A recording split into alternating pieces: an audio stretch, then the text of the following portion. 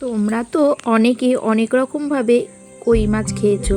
আজকে আমি তোমাদের সাথে যে কই মাছের রেসিপিটা শেয়ার করব, আশা করি তোমরা এখনও এই ধরনের কই মাছের রেসিপি দেখোওনি বা ট্রাইও করোনি।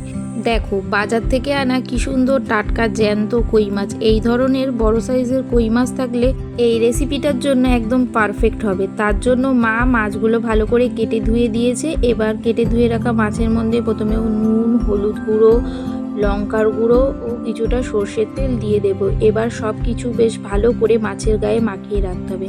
মাছগুলো বেশ ভালো করে মাখানো হয়ে গেছে। এবার কিছু মশলা তৈরি করব। তার জন্য শিলের মধ্যে প্রথমে কিছুটা কাজু ও কিছুটা পোস্ত বেশ ভালো করে বেটে নিতে হবে। কাজু ও পোস্ত বাটা হয়ে গেলে এবার কয়েকটা পাকা লঙ্কা, কয়েকটা রসুন ও কিছুটা জিরে দিয়ে দেব। এবার লঙ্কা, জিরে ও রসুনটাও ভালো করে পেস্ট করে নেব। এবার কড়াইতে সর্ষের তেলের মধ্যে একটা একটা করে কই মাছগুলো দিয়ে দেব। মাছগুলো বেশ এক পিঠ ভালো করে ভাজা হয়ে গেলে আর এক পিঠ ভালো করে ভেজে উল্টে পাল্টে তুলে নেব। এবার ওই কড়াইতে তেলের মধ্যে প্রথমে কালো জিরে ফোড়ন দিয়ে দেব।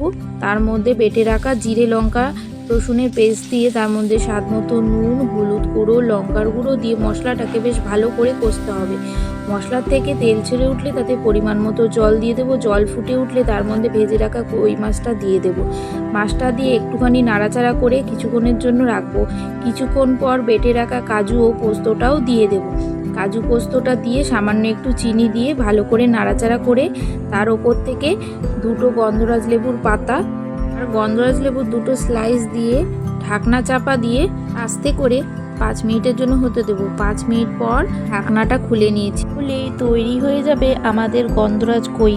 আর হ্যাঁ, আমি নামানোর আগে কয়েকটা কাঁচা পাকা লঙ্কাও দিয়েছিলাম, তোমরাও লঙ্কাটা দিয়ে দেবে। আর তোমরাই বলো, এই ধরনের রেসিপি থাকলে গরম ভাত ছাড়া কি আর কোনো কিছুর প্রয়োজন হয়? এক থালা ভাত এমনি খাওয়া যেতে পারে। ভিডিও ভালো লাগলে অবশ্যই চ্যানেলটাকে সাবস্ক্রাইব করে লাইক, কমেন্ট, শেয়ার করে আমাদের পাশে থাকবে। ধন্যবাদ।